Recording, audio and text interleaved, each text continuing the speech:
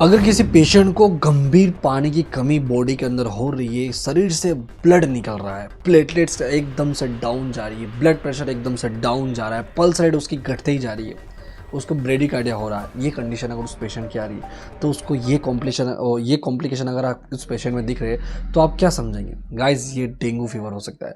Dengue fever एक virus के कारण होने वाला फ्लू जैसी बीमारी है। इसमें वायरस 4 प्रकार के होते हैं, DENV फर्स्ट, DENV सेकेंड और थर्ड और फोर्थ, 4 प्रकार के वायरस होते हैं जिसके कारण ये डेंगू फीवर फैलता है। इसमें जो आपको स्टार्टिंग में बताया सारे कॉम्प्लिकेशंस हैं।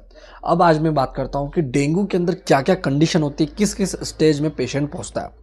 तो पहला कंडीशन ये होती है कि डेंगू माइल्ड फीवर आता है, दूसरा डेंगू हेमोरेजिक कंडीशन होती है और तीसरा शॉक सिंड्रोम। तो गाइस, डेंगू माइल्ड फीवर जो एक हफ्ते के पहले पहले आपको देखने को मिल जाएगा। एक हफ्ते के बाद अगर आपको डेंगू के अंदर जो भी कंडीशन मिलेगी वो डेंगू हेमोरेजिक कंडीशन में शॉक सिंड्रोम में मिलेगी। और थर्ड वाली जो स्टेज होती है शॉक सिंड्रोम, जिसके अंदर बहुत ही ज़्यादा खतरनाक कंडीशन में पेशेंट पहुंच जाता है, जहाँ पे पेशेंट की डेथ हो सकती है। ठीक है, तो आज मैं बात करूंगा कि इसके अंदर क्या क्या सिम्टम्स आपको देखने को मिलेंगे।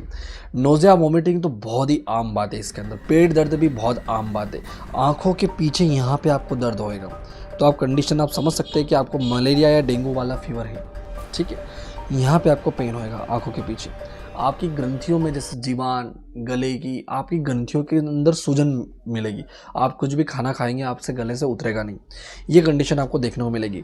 और डेंगू फीवर को हड्डी तोड़ बुखार के रूप में जाना जाता है, इसलिए इसको ब्रैक बोन फीवर भी बोलते हैं। तो आपको इतना ज़्यादा पेन होएगा कि आपकी हड्डी के जितने भी जॉइंट्स वगैरह हैं वो काफ़ी ज़्यादा पेन होएंगे। ये डेंगू के सिम्टम्स है। ठीक है, इसमें 104 डिग्री फ़ारेनहाइट से ऊपर का आपको अगर टेम्परेचर अगर मिल रहा है, 104 से 100 ऊपर दिख रहा है, उसके ऊपर 103 के आसपास भी दिख रहा है, तो ये कंडीशन हो सकती है कि डेंगू फीवर आपको लग चुका है। डेंगू फीवर में माइल्ड फीवर जो होता है वो इतना परेशानी वाला नहीं होता है, मगर जो डेंगू हेमोरेजिक कंडीशन है उसके अंदर पेशेंट को कॉम्प्लिकेशन इतने ज़्यादा हो जाते हैं कि उसको हॉस्पिटलाइज करना ज़रूरी होता है। ठीक है, अब जैसे पेशेंट को अगर हॉस्पिटलाइज करवाएंगे तो ऐसा नहीं है कि वहाँ के बहुत सारी एंटीबायोटिक्स दी जाएगी, ये दी जाएगी, वो दी जाएगी, ऐसा नहीं होता है। ठीक है, वहाँ पे पेशेंट को हॉस्पिटलाइज करवाने के बाद पहले तो उसको ओरल थेरेपी दी जाएगी, उसको जितना हो सके उसको IV फ्लूइड लगाया जाएगा, जितना भी हो सके उसके फ्लूइड के अंदर उसका पूरा रिकवर किया जाएगा।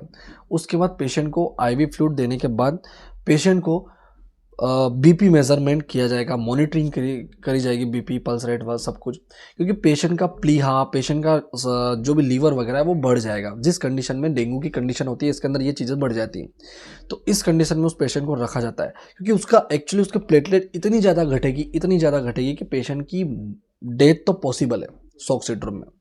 तो उसको हेमोरेजिक कंडीशन लगे उसके पहले पेशेंट को आपको हॉस्पिटलाइज करवाना ज़रूरी होता है। तो ये कंडीशन होती है। इसके अंदर आपको अगर आपको डेंगू फीवर जैसे लक्षण अगर आपको दिख रहे हैं तो इसके अंदर आपको जितना हो सके उतना आपको हाइड्रेट रहना है, ज़्यादा से ज़्यादा पानी पीना है, तरल पदार्थ आपको पीना ही पीना है।